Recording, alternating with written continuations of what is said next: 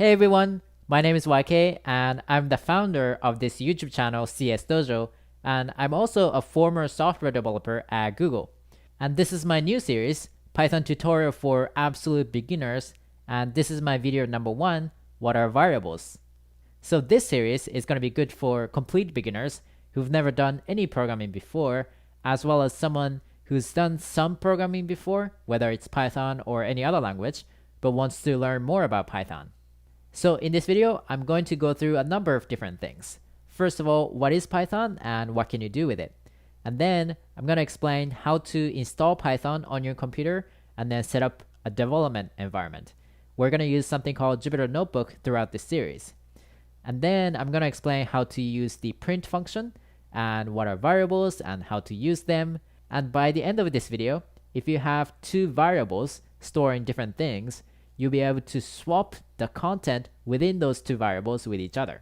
And I'm going to put an outline of this video in the comment section below, so you don't have to watch the whole thing if you don't want to. Oh, and before we get started, if you want to make sure that you don't miss my future tutorial videos, sign up to my newsletter, which is available in the description below. So just quickly, what is Python and what can you do with it? It's one of the most popular programming languages out there, and it's used at smaller companies as well as larger companies, including Google. And many universities use Python as the introductory programming language in their computer science courses. And one advantage of Python is that it's fairly easy to learn because it has fairly simple syntax. It's used for many different applications, including websites' backend code, which is the code that runs on your server, as opposed to the code that runs on your device, whether it's a phone or a laptop. And it's also popular for data analysis and scientific research purposes. Okay, so let's now go ahead and install Python on your computer. Usually when people develop a program using Python or any other language for that matter, they usually use something called IDE, which stands for Integrated Development Environment. It's an environment that includes everything you need pretty much to develop a program. It has a nice text editor in which you can write your code, and then the ability to run your program, as well as something called a debugger, which allows you to quickly get rid of all the bugs in your program. And if you want to use an IDE to follow my series, I'd personally recommend PyCharm's Community Edition.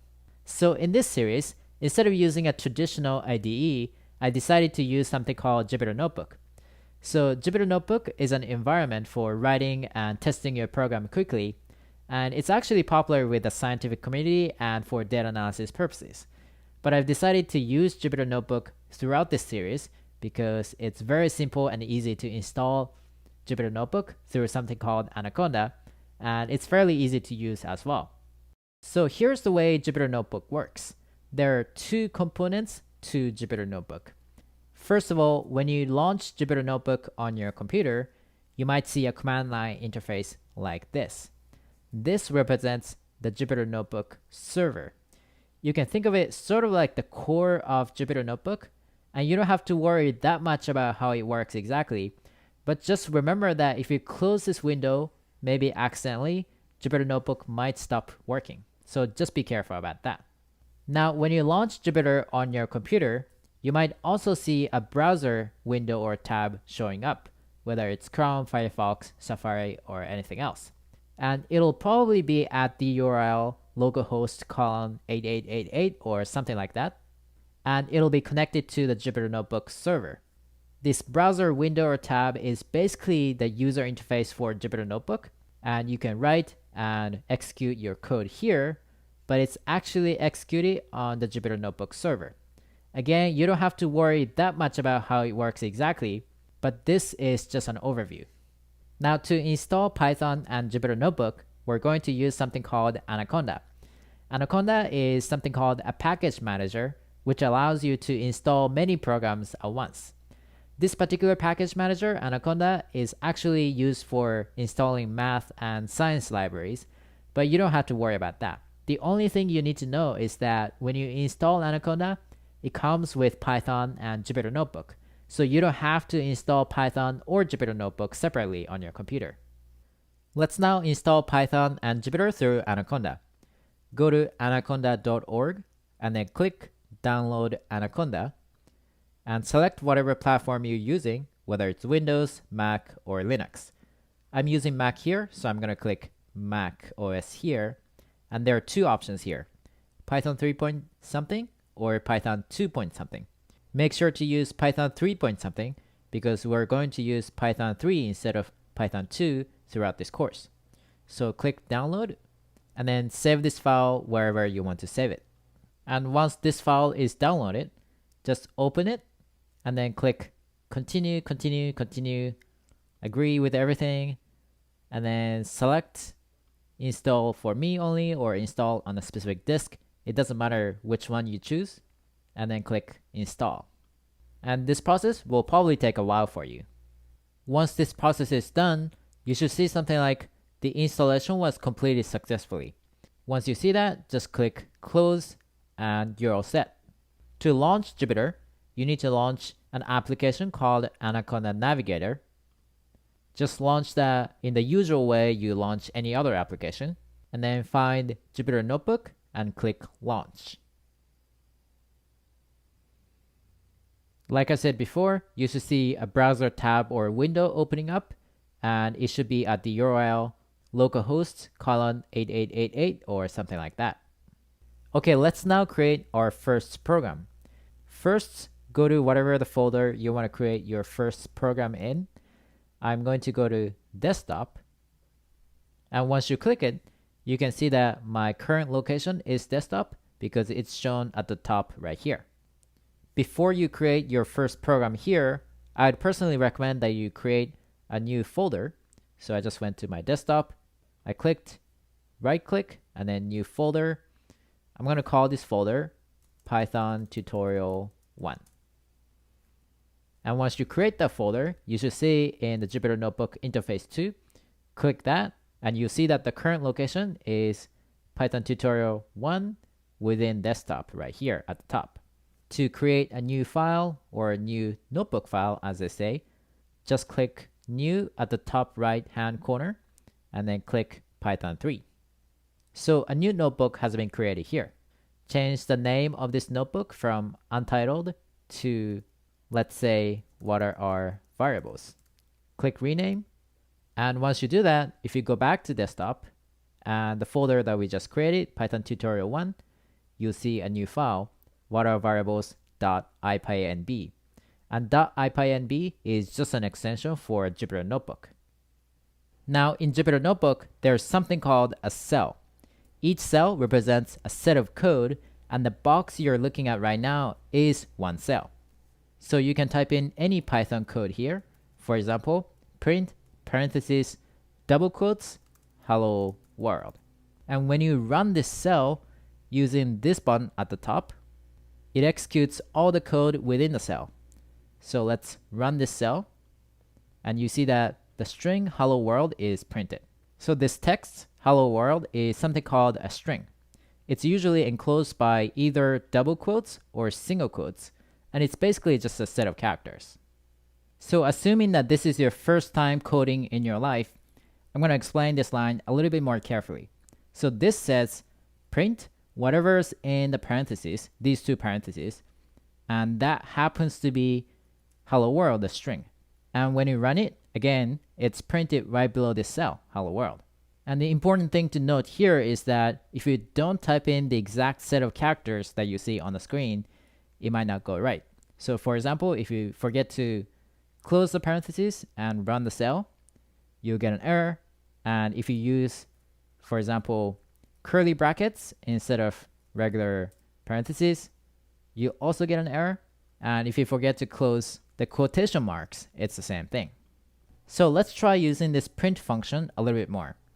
In this cell that you see right here in the green box, you can type in print double quotes more string. And actually, instead of using double quotes, you can also use single quotes in Python, and then you can run this cell and the string more string is printed. So you can use single quotes and double quotes pretty much interchangeably in Python. And then you can also print not just a string, but also a number. So you can say print parentheses 3, and then when you run this cell, the number 3 is printed. And you could also have multiple lines within the same cell as well. So in this cell, you can write print, let's use double quotes here, more string, and then print 3. So when you run this cell, these two lines are executed one by one. So you see more string and 3 printed just one after another. So let's now dive into our main topic here, namely what are variables. Before I explain what are variables exactly in Python, I'm going to show you some sample code. You can write a equals 1, and what this means is that assign this value 1, this number, to the variable named a. You can think of it sort of like the variable a containing the value 1. That's not 100% technically accurate, as I'll explain later, but that's one way to think about it. So when you run this cell, you won't see anything printed this time, but the variable a now contains the value 1. Or a more technically accurate way of thinking about it is that the variable a refers to the value 1. And you can check what's inside the variable a by printing the variable with print parentheses a. And note here that there are no double quotes or single quotes around this character a, and that's because a is not a string, it's a variable.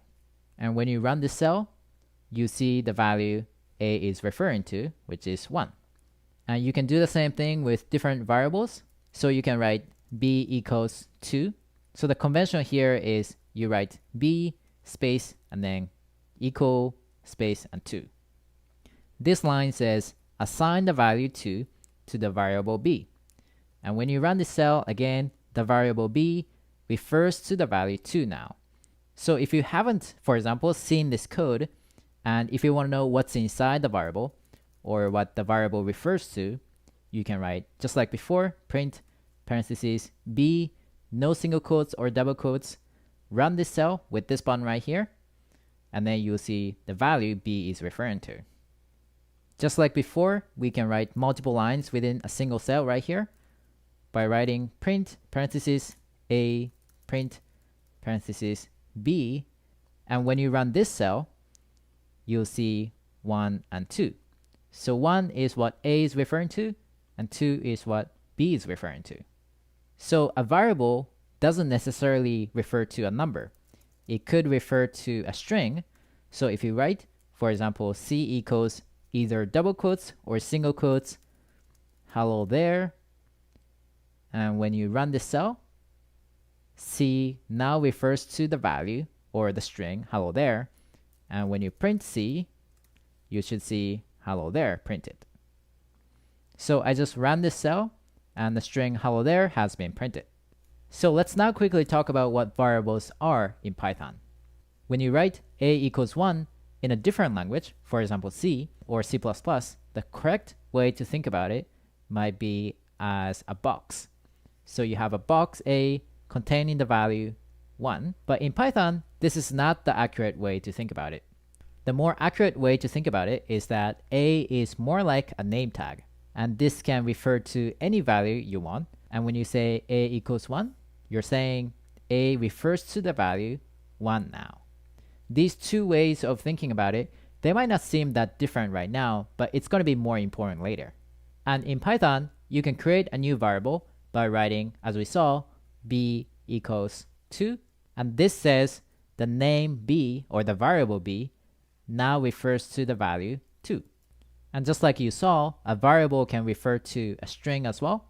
So if you write c equals hello there, you're saying the variable c refers to the string hello there. Once you master that basic concept, you'll be able to move on to a slightly more advanced topic. Let's say you run these lines of code, and then you want to run more code. For example, d equals 2. Then what happens is the variable d, of course, refers to the value 2, which the variable b also refers to. So it's totally possible for 2 or more variables in Python to point to the same value, in this case 2. And then it's also possible for you to reassign an existing variable to another value. So if you write b equals 1, after executing this line of code, b equals 2, after this line, b refers to 2, of course, but after writing b equals 1, b refers to 1, which a also refers to. And you can even reassign an existing variable, for example b, which once referred to a number, 1 right here, to something else, for example a string. So if you write, for example, b equals double quotes the string, the variable b now refers to the string So let's see how this actually works out in code. Okay, we're going to continue on the code we had earlier. Earlier we had b equals 2. So if you print b, the variable, we get the value 2. And you can reassign this variable to another value, for example 1, by writing b equals 1. And then when you run this cell and print b again, you get 1 printed, the new value.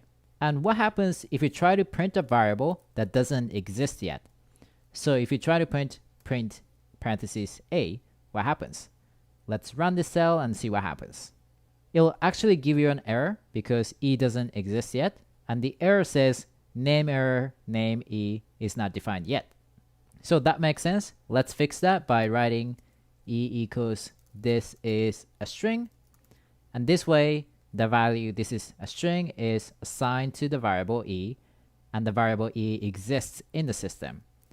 So if you print e with print parentheses e, and when you run this cell, you don't get the error anymore. And let's address another question you might have here. Is it possible for us to assign a variable to another one? The answer is yes. So here, if you write a equals 1, a of course refers to 1, and then c equals hello world, c refers to hello world. And what happens if you write f equals a? What happens then is this means the variable f, the name f, refers to the value a is referring to. So f refers to 1 now. And so f doesn't refer to the variable a. Instead, it refers to the value a is referring to. And this is important, for example, when you do a equals 2.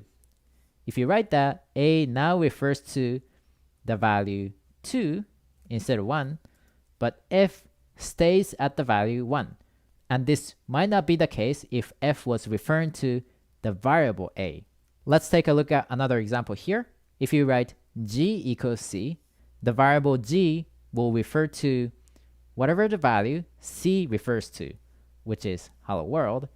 And then once you write c equals hello, c will refer to the new value, hello right here, but the variable g will stay at the value hello world.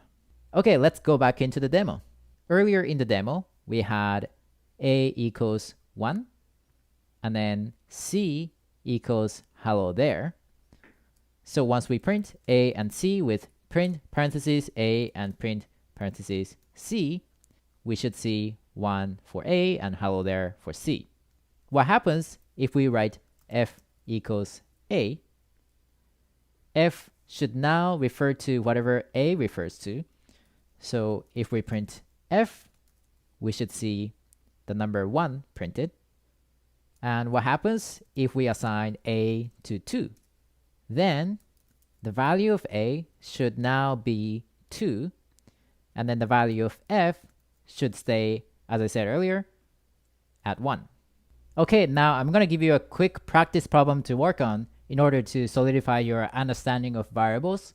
And to do that, go back to the previous tab of Jupyter Notebook, the navigation menu. And if you already closed that tab, just open localhost colon 8888 or just relaunch Jupyter Notebook. And then go back to the same folder as before. We had Python tutorial 1. Click new in the top right corner. Click Python 3 again. And let's rename this notebook by clicking untitled and by changing it to swapping to variables. And here's the problem. You're given 2 variables. Let's say v1 equals first string in double quotes and v2 equals second string again in double quotes. how can you swap the values within these two variables with each other? The easiest way to solve this problem is just to write v1 equals second string and then v2 equals first string. But this might not be the best solution, because if you had a much longer string, it would be kind of cumbersome to repeat these strings. And then if one of the strings changes, so if first string becomes first two strings, then you need to rewrite your code right here to match that, to write first two strings again. So ideally, you want to be able to solve this problem without repeating the strings. Think about it for a second, and then I'm going to show you what a good solution might look like. When you see this problem, you might say, well, it's actually pretty simple. Once we have v1 equal to first string and v2 equal to second string, so that's v1 referring to this string and v2 referring to this string, we can just write v1 equals v2 and then v2 equals v1, and we're done. But actually this solution is wrong, because when we execute this line, v1 equals v2, v1 now refers to whatever v2 refers to, of course, which is second string. And then when we write v2 equals v1, v2 will now refer to what v1 refers to now, which is second string. So at the end of these lines of code, we'll have v1 and v2 both referring to second string, which is not what we want. Let's now see what a good solution might look like. I'm going to give you a few different options here. The first option is to use two temporary variables. We're going to call them temp1 and temp2. Temp1 will be equal to what v1 refers to, so that's first string, and then temp2 will be equal to what v2 refers to, which is of course second string, and then we'll just need to swap them together. So v1 will be equal to temp2, which refers to second string, so v1 will now refer to second string after this line right here, and then v2 will be equal to temp1, which is of course first string, so v2 will refer to first string after these lines. So this is one potential solution, but actually we don't have to use two temporary variables. Okay, here's a solution that only uses one temporary variable instead of two.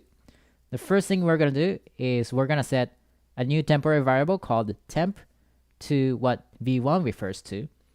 So temp will be this string right here, and after that we'll set v1 to v2.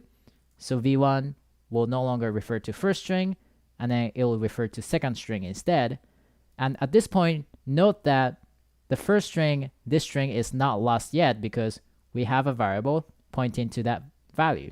So after that, all you need to do is refer v2 back to whatever temp refers to, which is first string. So v2 will refer to first string after these lines of code, and then v1 will refer to second string. And this little pattern of using a single variable to switch the values of two variables is actually really important to know, because it's a very common pattern to use for any programmer. Okay, let's now test that pattern with our Python code. So in the second cell, we're going to write our solution. We're going to create a new variable called temp, which refers to whatever v1 refers to, which is first string. And then we'll set v1 to be v2. So v1 at this point is second string. And then we'll set v2 to whatever temp refers to, which is first string. So at this point, once we print v1, we should be able to print second string. We do. And then if we print v2, we should see first string. And we do. Okay, to download the files I created throughout this video, just go to csdojo.io/python1, or if you just want to subscribe to my newsletter so that you don't miss my future tutorial videos, just go to csdojo.io/news. And as always, let me know in the comment below what you thought of this video. I'm YK from CS Dojo, and I'll see you in the next video.